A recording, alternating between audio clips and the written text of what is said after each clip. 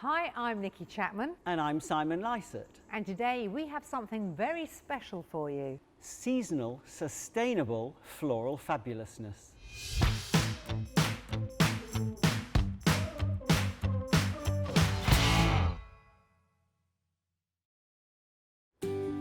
Oh, Simon, it's so lovely to see you. May wouldn't be May if we weren't doing some beautiful floral display together. And I didn't think we would this year, but Virtual Chelsea has brought us back together again. Exactly. That old duo cannot be broken.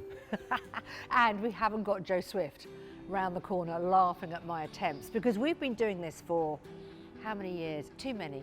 A long time But now, I am getting better, please You're tell me. brilliant. Because you are the master and I'm the eager pupil. You're brilliant at it, and also each year you learn another little nugget of arranging info. So this year we're going to combine a lot of them because we're not on that tight time that the BBC give us either. We normally get, what, 3 minutes? 3 minutes and I'm like if this we're lucky. at the end, Exactly. just putting everything in very, very quickly. But this is the marvellous thing about Simon, because he makes it look so easy. We know it's not, but also plenty of take home, and that's the key. Yes, and the joy of this is we are using sustainable methods and techniques. So I have got a bucket inside my bucket, a plastic bucket, because it doesn't always maintain waterproofness if you're not careful. So I've got a plastic bucket inside and I've got 2-inch mesh of chicken wire. Sometimes we use that green foam. It's much more sustainable to use chicken wire, and you're actually going to find it's going to give a much more relaxed style of arranging. And you can use it again and again. Exactly. So should we start? Let's start. I'm following you. What do we have here? Sharp scissors, so be careful. We've got some lovely Guelder Rose, Viburnum opulus sterile, and it has this lovely, soft, greeny hue to it. It does need a bit of a cut and a split because it's a woody stem. A split down the middle. Yep. And then just strip off any lower leaves that you worry might end up in the water, because they would start and make the water go quite smelly quite swiftly. Now, why do we have to cut the middle bit?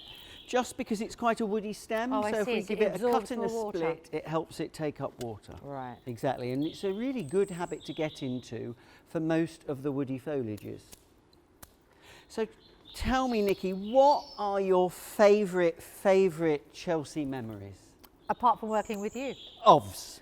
Well, we've had some fantastic times doing all these floral arrangements, and I've loved that. I truly have. People come up to me in the street, normally with the sense of, well, you do try, darling, don't you? They're always very nice, very generous, but the compliments are lacking. But do you know what? I think the first time that I joined the Chelsea team was for an item called Pot Idol. I used to do a show called Pop Idol. Yes. And it was with Uncle Alan Titchmarsh, and Dermot Gavin, the naughty boy of gardening. Yes. And we had to look at all these plants and decide which was the ultimate one.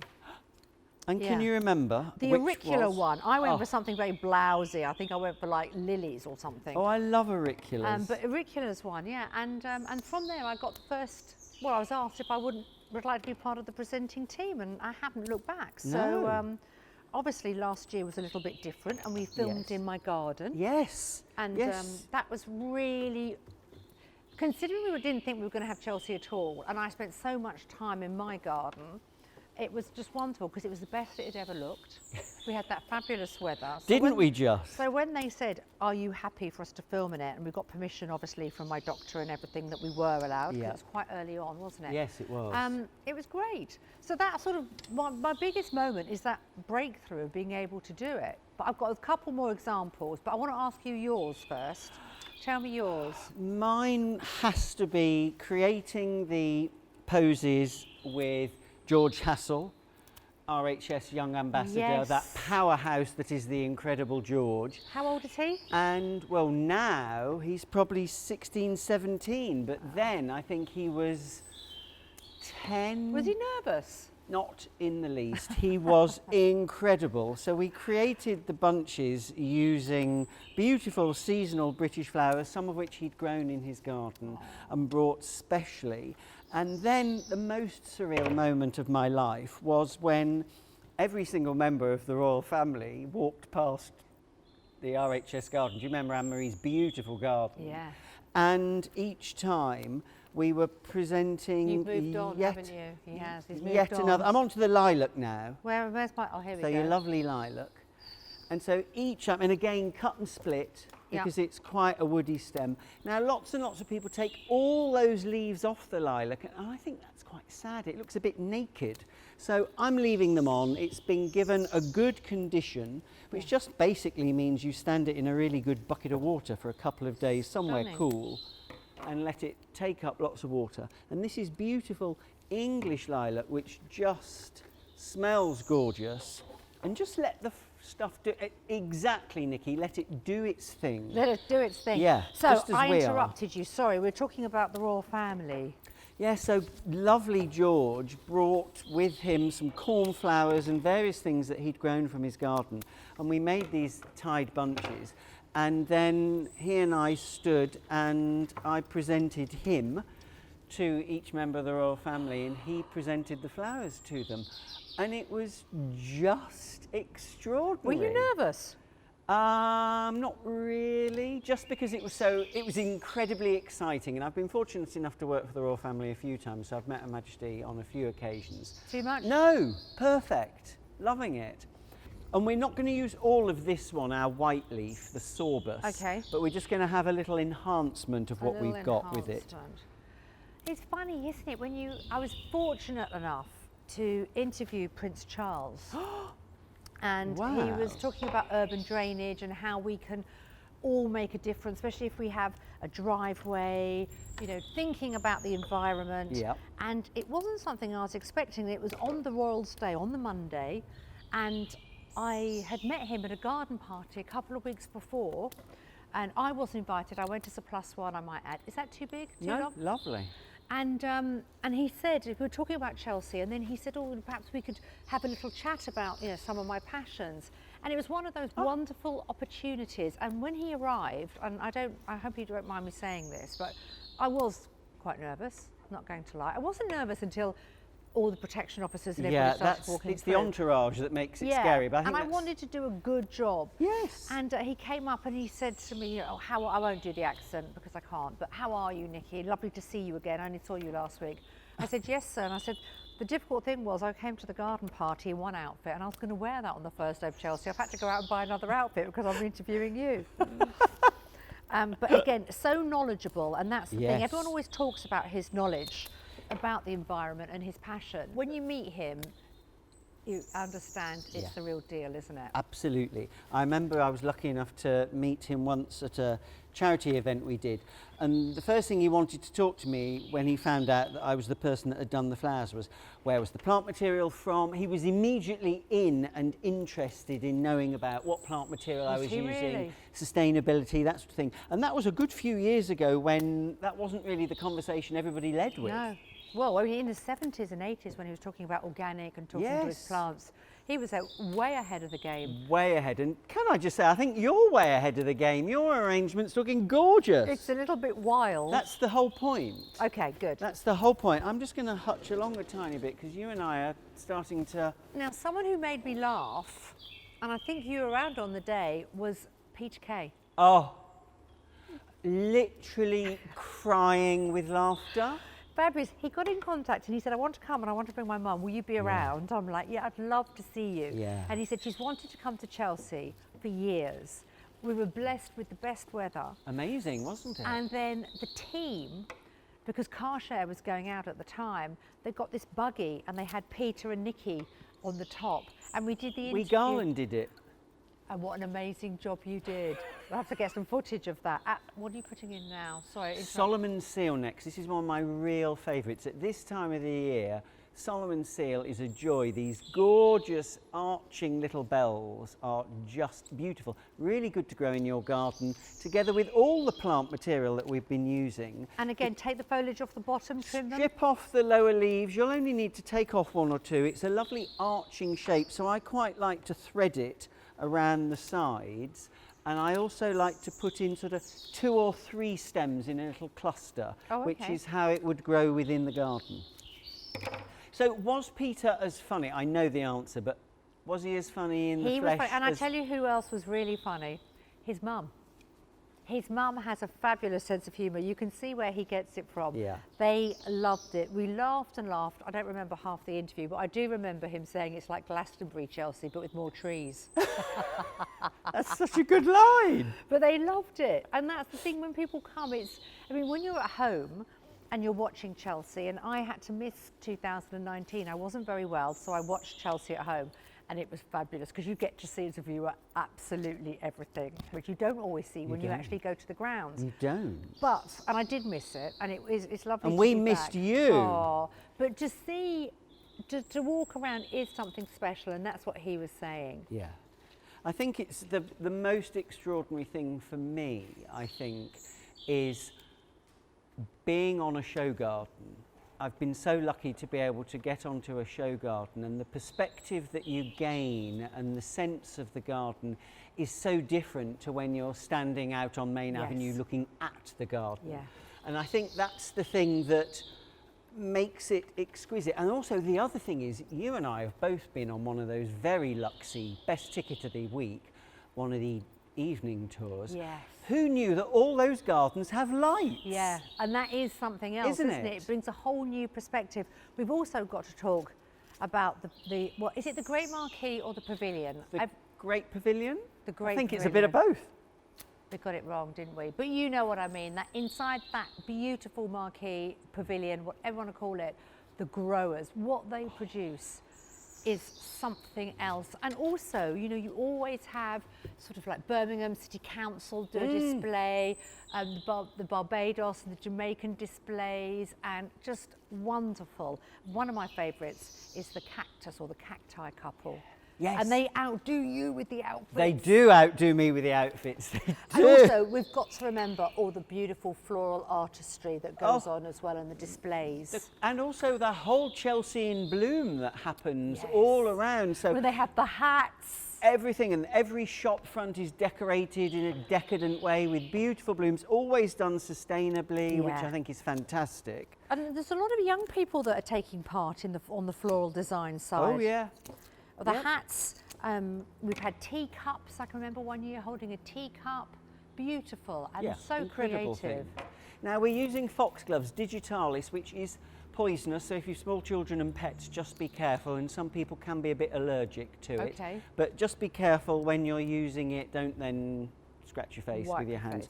And cut the stem, split on an angle, and as you've done, removing those lower leaves. And again, when I arrange this, I prefer to put it in almost in sort of two little clumps rather than putting it through singly. Otherwise, it can tend to look a little bit too Sputniky and spiky.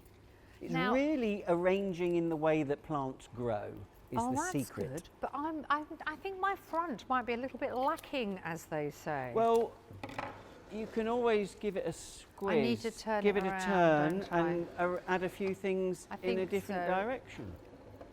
I think so. What do we think? Oh, not too bad. You're beautiful, and we've still got lots of goodies to add. Yeah. Now these are one of my favourites that you'll recognise from every Chelsea garden. Gorgeous Fritillaria Persica. How do you remember these Latin names? Well, you remember all that music stuff. It's whatever your bag is, isn't it? That's your jam. Flowers are mine. I know, but I would like to learn all the Latin names, and I still struggle with them. The good thing is if you go to a nursery, they normally know the common name for them, and they're the ones I like that to know a bit of both, to be honest. Is it true that the Latin names are there so that wherever you go in the world, people know the flowers, the variety of... Is that right? Yes. Yep, it's an international language. Like medicine, Latin, lots of medical terms are in Latin as well, or Greek. Those ancient languages seem to be the international ones. These easy to grow at home? Foxgloves are relatively easy to grow, and once you've got them, they will often self-seed rather beautifully. Oh. And you can get, these are lovely creamy ones, you can get a fabulous purple one. There's lovely wild ones that grow all over the Highlands of Scotland. So yeah, they are a great thing to have in the garden. The only thing I'm a bit worried about is this one, this beast. Yeah, but you've got these beasts to go in next, your Fritillaria, which are doing their own thing and wending their way around. So as we arrange, we can just twist and turn our creation and decide what we want where. Because don't forget, there are no rules. We are arranging for joy and pleasure. Yes. And mindful to use British flowers Yeah. wherever we can. Wherever we can Now to you use. have been, and the RHS, so on that since the day I met you. Oh, Simon, Have you had a little accident? Look, let's do a swapsy. Can that still go in? I'll do you a swapsy and I'll show you a good hair, trick. Yeah. So I Go have on. got some of these which we will be using later. So you'll get, if you buy orchids from your florist, you'll Yep. get them in these little tubes. So if I just give that snapped off stem a little cut and take off those lower leaves, and then I just pop that in there. That's still in water, and I can just nestle that in so it will still sit beautifully within my arrangement. Wonderful. And it's a technique we're going to be using for our narcissi, which Oh, will is be it? our finishing touch. Oh. But yes, you have been so on the case about buying locally. We don't want footprints with our flowers, if at all possible. You know, support British growers. Yeah. And I think we're really learning that message, aren't we? Especially in the last year, we want to promote and, you know, support our floral industry over here. I think more than ever this last year we've realised how struck, small yeah. independent businesses have really, really been absolutely the lifeblood of local communities.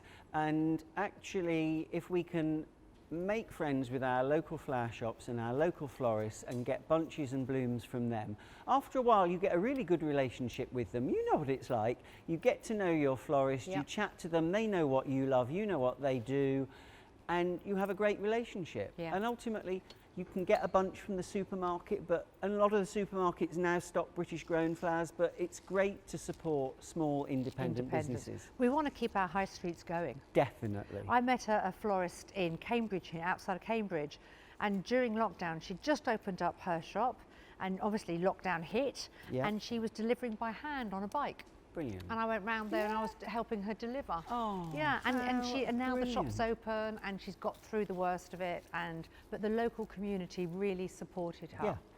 Good, good. Because And it's, you, young man, have been going overseas, haven't you? Tell us a little bit about this new exciting TV show. I have. So I was very lucky. So I have now filmed second season of Full Bloom, which is for HBO Max and HBO Max Pop. And it's a competitive floristry show where 10 American florists compete for $100,000, which is no sniff. Wow.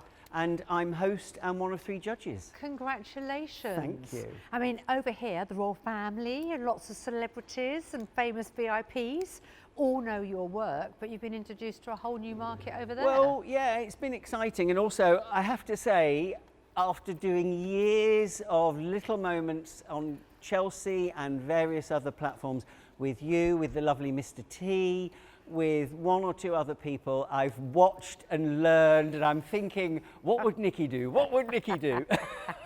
So I try and remember, hold it up for that beat or 2 Oh, longer yes. than you ever want to, Oh, all yes, of you that would hold stuff. it up to the camera so that everyone Always. at home can see what you're doing.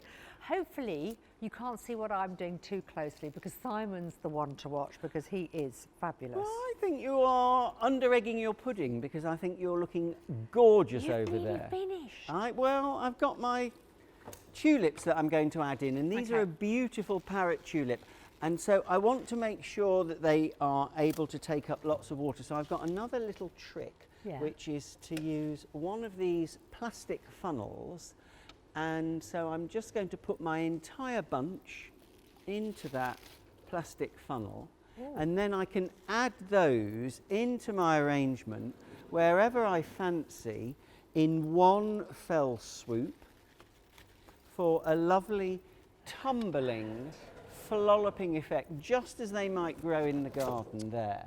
Beautiful. And it's a great way if you're wanting to build and create big arrangements. Lots of people for churches, or if they're arranging flowers for their own weddings and parties, they want to create big arrangements. It's a really easy way is to use that extension tube and add in your tulips in one go. Just remember that you need to keep it topped up with water as well. Well, you've taken the words out of my mouth. What do you do? Because I change the water at home of my plants, my flowers, quite regularly. Yep. Well, just make How sure do you that... change the water on this? So it will drink the water quite quickly because you're putting quite a few stems in there. How did you get them in? You're not allowed to help me because of health and safety. Just hold them at the end, at the stem end, all together. That's it. And then thread them in. And then just arrange it now as if it's one giant stem that you're putting in. Okay. Where do we think? Well, let them flop around wherever they fancy going. One of the questions people always ask me is, how do you stop tulips moving? And I always say, why would you want to? It's the joy of them is that they move. And then I'm adding in some... You talk about the joy, sorry to interrupt, but the joy of being able to do this without having someone in our ear saying, you've got 3 minutes, you've got 3 minutes. That's the other thing that I think you're incredible with and that I've just been learning, is having someone in your ear telling you times and things. It is an amazing production. I mean, we've talked about Chelsea and the grounds, but in actual fact, all that output is quite something else, isn't it? How many hours do you think they have of TV coverage across the entire Chelsea show week? I think it's about 13 or 14. Which is massive. Yeah, it is. Massive. It's a huge amount of people. I mean, it is a huge... It's a team. I wish people could see the BBC the village scenes. behind the scenes, which is where you can get the best breakfast. If you're lucky enough to be important like Nicki or stood next to Nicki like me, you can get a really fabulous fry-up of a breakfast. Do you know what? It's, for me, and we're lucky, what we do for a living is a hobby. Isn't it? It's a passion, it's a hobby. We are very fortunate, and may there never go a day that I don't recognise that. Absolutely. But the week at Chelsea is the highlight to my year. Yeah. Same for me. Yeah. And it's hard work physically, it's long hours, and it's either boiling hot or freezing cold. But do you know what? It's the best week of my year. I love it. I love it. Now, this is a little tip. So I'm again just using these little plastic tubes that you often will get a little orchid flower in, and you just use them for individual stems of narcissi, anything that's relatively short, because it means I can just cheat those in. And again, they've got their own little water source. You just have to remember where they are within your arrangement and keep them topped up. And also, you're not throwing it away. No. Because plastic, we're all mindful about the joys and the not so joyful side of plastic. Yep. But if you keep using it, reuse these. then it has a place, Absolutely. doesn't it? And What do we do with these so your beauties? peonies, the coral charm peonies, now look at the colour that they are now, that lovely, amazing sort of cherry shade. In 3 days' time, when you're looking at this arrangement, they will be parchment coloured. They change colour incredibly, almost before your eyes. So at this time of year, a good plant, a phenomenal thing to have in your garden, quite challenging to get established, and to be honest, if I've grown peonies in the garden, I would never ever cut them because you just don't get that many flowers from them. Really? However, Not like dahlias? Yeah, but actually dahlias flower much more prolifically They than... go for months, Months and months until there's a frost, and the more you cut a dahlia, the more it will flower again and again, same as your sweet peas. Do you think we're growing more flowers ourselves at home, those of us that are lucky enough to have a garden? Well, absolutely, and didn't last year's lockdown spur lots more of us on to be growing and gardening? Definitely. And it's one of the things that I always say is you don't have to have a garden. Everybody can grow. You can all grow a bouquet in a bucket or a bunch in a big bean tin. You know, you can grow anything if you've got a tiny bit of outdoor space, be it a windowsill, a balcony, a terrace, a porch. That is so Hanging true. basket would do. Yeah. I mean, the RHS last year had something like, I think it's 31 million people go onto its website for motivation, advice, inspiration, and it just goes to show, you know, when the chips were down, and let's not forget, it was a very difficult time. Yep. The simple pleasures of being in green spaces, being outside, perhaps just getting some flowers. That was, I managed to get my local supermarket, because we weren't allowed to go too far, but I managed to get a few bunches of flowers, and I used to leave them for my neighbours. I mean, I must admit, if I saw them, I always bought them up, and then I left them for my neighbours, because I was just, I was lacking. You know, I wanted flowers in my life. And I think there has been so much research that has really been borne out in the last year that there are so many benefits to touching plant material, to getting your hands into the soil, to actually be amongst greenery. And also, there's been so much time spent on Zooms. Oh, It's just, it makes, yesterday I had to spend the entire time in my office and I had 2 big proposals I had to get done. So I literally did not leave my office from 7 in the morning till 7 at night. I was on a screen. And I just was desperate because I needed to be amongst some greenery. And when I got home, it was really cold and a bit rainy, but I still went for a walk around the block with the dog just because I wanted some air. Yeah. And I think we've really realised the benefit of all of that. definitely. So these in some of your lovely little tubes Yep. as singletons, and then some of them you'll be able to threadle into your arrangement, and you'll find that they will fit in and sit into your floral Oh, arrangement pretty. quite happily. pretty. I don't think my arms. You're not quite tall enough. No. You can always put them around the edges. I've got a lot of mine just around the sides in the way that they would grow in the garden. Look at yours. You see, mine at the back. No one's invited to the back. You've got to see it from the front. Whereas with Simon's, it's 360, and that's the difference, and that's why he is wonderful at what he does. But Nicki, you normally are, when I see you at Chelsea, you will just have come back or just be off again to Australia. Yeah. Filming. So how has that worked? Because you've been non-stop filming all sorts of things. So I had about 5 weeks off, and then we managed to do a show. We actually used RHS Wisley as the backdrop for Wanted Down Under. Oh. We filmed all the links all around here. We didn't actually come in here, we were outside in September. With some kangaroos running around in the background. Beautiful. And we did catch-ups. We did revisits with our families to find out. We had crew in Australia and a crew in the UK and a crew in New Zealand for safety. So no one did any travelling, but it was lovely. And we're so grateful to the RHS for letting us film, because otherwise it wouldn't look quite the same. No. But not this year. We're going to have to put it on hold for a year, sadly, but we Yeah. understand the reasons why. And then Absolutely. all going well. But I know people that are in Australia and they can't get back. No. There are worse places to be, I Oh, suppose. guys, we don't feel sorry for them, do we? Exactly. But you know what? On a day like today, with everything coming into flower, I know the gardens are they a bit behind this year, Simon? Well, it's weird. Some things feel like they've lasted forever. My tulips have been non-stop flowering, and then suddenly the moment there's that hot spell, then cold spell, the tulips all finish, the blossom all finishes, and suddenly we've got all this lovely lilac, we've got English peonies starting, English sweet peas already. So it's exciting Yeah. that I think, and I'm loving being in LA, and I know you love being all over the world, but actually I do love Britain. Yes. I love our climate because it allows us to have floral fabulousness Yeah. like this. Well, I haven't used all mine up, so they might have to go into a separate vase. Yep. But what do we think? I think it's absolutely gorgeous. Let's have a look at yours. And the main thing is, have you enjoyed it? I've loved it. Good. I've absolutely loved it. And you know what's really special is reminiscing about Chelsea. Oh, Those magical moments Yeah. that we have experienced. yes, we're really lucky, aren't we, to get that Yeah. little vignette Yeah. in our lives of filled with flowers and filled with incredible people. And I always say it's the people that I meet through floristry and horticulture that make my life so magical. And you are one of them. Oh, how lovely. We don't want to wish the summer away, but roll on September. Yes, exactly. Can't Thank wait. you, Simon. Thank you. Amazing. Under your tutelage.